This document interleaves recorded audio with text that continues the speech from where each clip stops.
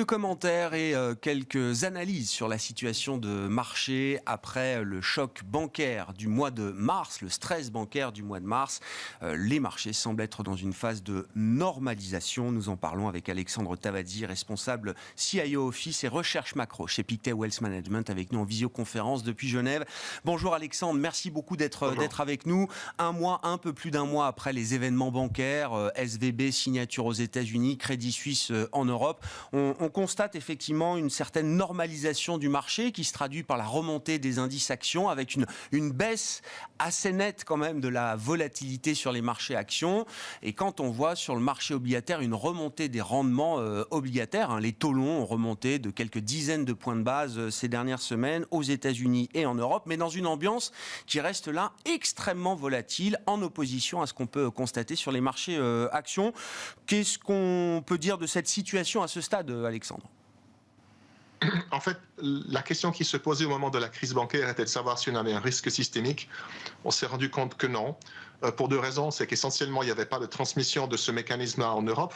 On le savait, les banques européennes étaient beaucoup plus stables et étaient soumises à une réglementation beaucoup plus stricte. Et aux États-Unis, les autorités très rapidement ont pris des mesures qui ont permis d'éviter une contagion à l'ensemble du système. Et donc, le scénario de récession probable ou encore beaucoup plus marqué que ce qui pouvait être imaginé auparavant ne se réalise pas à partir du moment où le secteur bancaire arrive à fonctionner. Et puis, depuis, on a eu quelques annonces de résultats, notamment des grandes banques aux États-Unis, qui montrent qu'en gros, leur business model se comporte bien, les résultats sont bons. Et de façon générale, les résultats qui sont jusqu'à maintenant publiés pour le début de cette année sont conformes aux attentes. Donc, il n'y a pas de raison d'avoir d'augmentation de volatilité si finalement la crise financière ne se traduit pas par un scénario qui se dégrade ensuite au niveau macroéconomique. Comment on explique la différence de volatilité qu'on peut observer entre les marchés actions, et vous l'avez dit, la volatilité a baissé pour de bonnes raisons sur les marchés actions, et une volatilité sur les marchés obligataires qui reste quand même particulièrement élevée. Ça fait plusieurs mois qu'on vit avec ce double régime de volatilité, Alexandre, mais à ce stade, comment on explique que ces deux niveaux de volatilité perdurent en parallèle dans les marchés obligataires et dans les marchés actions ? Alors, du côté des marchés actions, on a moins d'incertitude aujourd'hui, puisque finalement, les résultats continuent de confirmer que le secteur corporate se comporte bien. La réouverture du marché chinois est en train d'aider tout un segment qui est le segment de la consommation du luxe. Donc, on enlève une incertitude qui était ce qui va se passer en Chine et son impact. Donc, du côté des marchés actions, on est plutôt rassuré de ce qui est en train de se passer. Et du côté des marchés obligataires, l'incertitude sur l'évolution des banques centrales est toujours totale. On ne sait pas si le prochain mouvement sera de 25 points de base. Si on écoute des discours des différents membres de la Fed, certains nous disent qu'il faudra continuer à lutter après, on va s'arrêter d'ici le mois de mai. Donc on voit une incertitude de ce côté-là.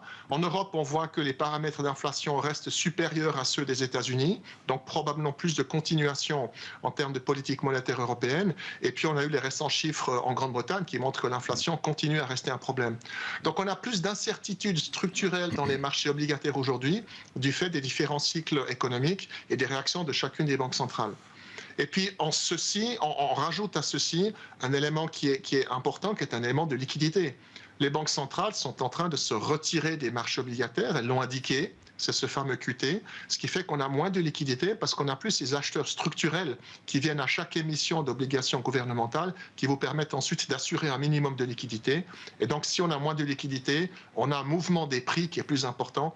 Et c'est probablement ce qu'on enregistre dans les paramètres de volatilité. Sur le front de l'inflation, Alexandre, est-ce qu'on est en train de constater des histoires de plus en plus divergentes de part et d'autre de l'Atlantique ? Le postulat de départ, il y a quelques mois, était de dire qu'il y a un décalage temporel entre le phénomène inflationniste qu'on a observé d'abord aux États-Unis, au Royaume-Uni, puis en zone euro. On a l'impression, et l'exemple britannique est assez intéressant de ce point de vue-là, que les deux histoires sont en train de diverger et qu'il ne s'agit plus simplement d'un décalage temporel. La nature de l'inflation devient très différente en Europe et aux États-Unis. C'est exactement ça. Aux États-Unis, on commence à voir les prémices d'un ralentissement du marché du travail, qui était une des conditions qui aurait permis à la Fed d'arrêter de remonter les taux d'intérêt. On y arrive. Les premiers éléments que l'on voit, c'est peut-être moins d'offres, moins de recherche d'emploi de la part des entreprises qui commencent à indiquer qu'elles vont peut-être moins continuer à monter les salaires. Donc on arrive finalement à ce que recherchait la Réserve fédérale. En Europe, c'est le contraire, puisque finalement toutes les négociations salariales qui ont lieu aujourd'hui en Europe conduisent à une augmentation des revenus. Donc on avait un effet décalé, mais finalement les deux choses sont complètement divergentes, puisqu'aux États-Unis c'est en train de se calmer du côté du marché du travail. En Europe, on enregistre le phénomène inverse. Mais les éléments coïncidents sont les mêmes. C'est une baisse généralisée des prix de l'énergie, ça on l'a vu. C'est une baisse généralisée des biens. Il reste les services. Et les services sont un segment de l'activité qui nécessite énormément de main-d'œuvre, d'où effectivement cette différence en termes de cycle d'inflation. Et comme vous l'avez mentionné de votre côté, la Grande-Bretagne reste complètement à part avec des problèmes qui lui sont propres. Et donc on a de plus en plus d'anticipation de divergence des cycles monétaires dans chacune des régions.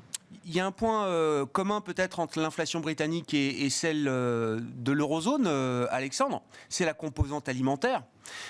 Qui devient vraiment l'éléphant dans la pièce, qui devient évidemment l'inflation la plus médiatisée, la plus politisée aussi sans doute, mais ce phénomène d'inflation alimentaire, on est quasiment à 20% de hausse pour l'inflation alimentaire au Royaume-Uni. J'ai pas l'impression qu'on l'a observé dans cette mesure aux États-Unis, et surtout aujourd'hui, l'inflation alimentaire aux États-Unis ne semble pas être un sujet, alors que chez nous en Europe, c'est un sujet encore grandissant devant nous. Absolument. C'est un problème considérable parce que ça vient se rajouter à une faiblesse des ménages. Si je prends le cas de la Grande-Bretagne, on a un impact très important des taux hypothécaires, puisqu'en Grande-Bretagne, on a essentiellement des taux variables. Donc la hausse des taux d'intérêt déjà décidée par la Banque centrale d'Angleterre est déjà en train d'impacter le revenu des ménages au travers de la facture hypothécaire. Et on vient rajouter à ceci une augmentation de l'inflation sur la nourriture, ce qui, à quelque part, veut dire qu'on a une partie de la population qui est particulièrement touchée par la situation actuelle.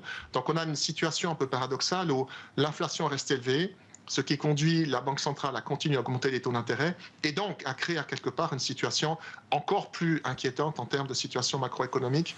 C'est la raison pour laquelle sur l'économie britannique, on n'a pas les moyens aujourd'hui d'être particulièrement positif. Et en Europe, ça reste un problème également, mais la différence avec l'Europe, c'est qu'on a ce phénomène de salaire.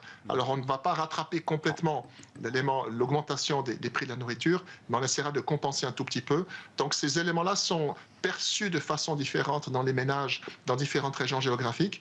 Mais l'impact le plus important, c'est bien évidemment la hausse des prix de la nourriture qui se rajoute à la hausse des tarifs hypothécaires, étant donné qu'en Grande-Bretagne, on a essentiellement des taux hypothécaires qui sont à taux variable.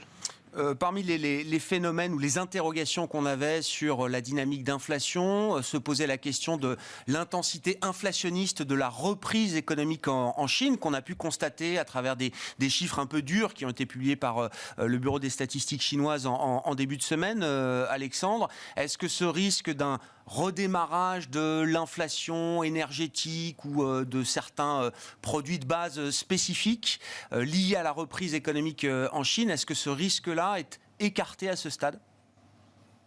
Il n'est pas complètement écarté, mais il est peu probable. Et en fait, il est peu probable du fait de la nature de la reprise en Chine.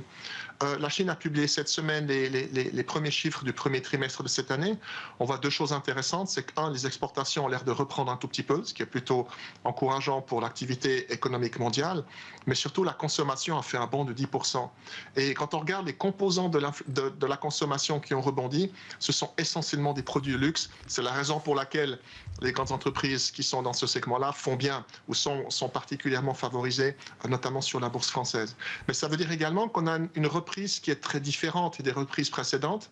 Les phases de reprise précédentes pour l'économie chinoise, c'était essentiellement de l'investissement, de l'infrastructure et donc une demande en matières premières qui était importante. Ce que l'on voit aujourd'hui, c'est que c'est une reprise de consommation. Il n'y a pas vraiment de reprise de l'investissement. On assiste à une stabilisation du marché immobilier, mais rien de plus. Ce qui veut dire que la demande en matières premières est relativement faible. Et si on n'avait pas eu la baisse de la production décidée par l'OPEP récemment, probablement les prix du pétrole ne se seraient pas stabilisés au niveau actuel, parce que même de ce côté-là, le retour de la Chine sur le marché de l'énergie ne se traduit pas par une demande importante, étant donné encore une fois la nature de la reprise chinoise. En matière de stratégie d'investissement et d'allocation d'actifs, Alexandre, quels sont les actifs qu'on a envie de détenir aujourd'hui, sachant que voilà, les actions sont peut-être un peu topiches pour certains, mais avec une volatilité moindre, quand les marchés obligataires offrent certes des rendements qu'on n'a plus vus depuis des années, mais conservent quand même un régime de volatilité très important.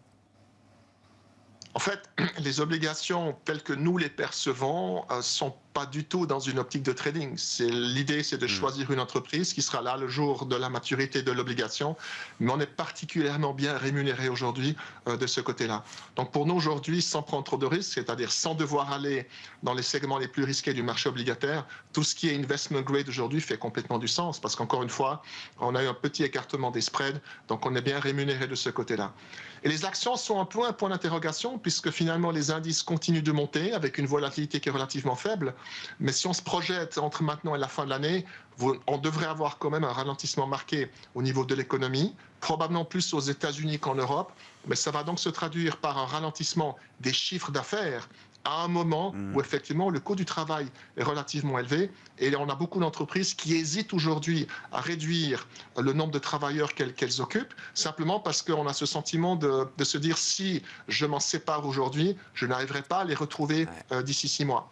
Donc les entreprises acceptent de facto une compression de leur marge qui devrait se traduire finalement dans la deuxième moitié de cette année par une baisse des résultats. Donc les marchés actions sont nettement moins attractifs aujourd'hui que ce que l'on a sur les marchés obligataires. Merci beaucoup Alexandre, merci pour cet éclairage sur les marchés et la macro. Alexandre Tavadi, responsable CIO Office et recherche macro chez Pictet Wealth Management, qui est avec nous en visioconférence depuis Genève.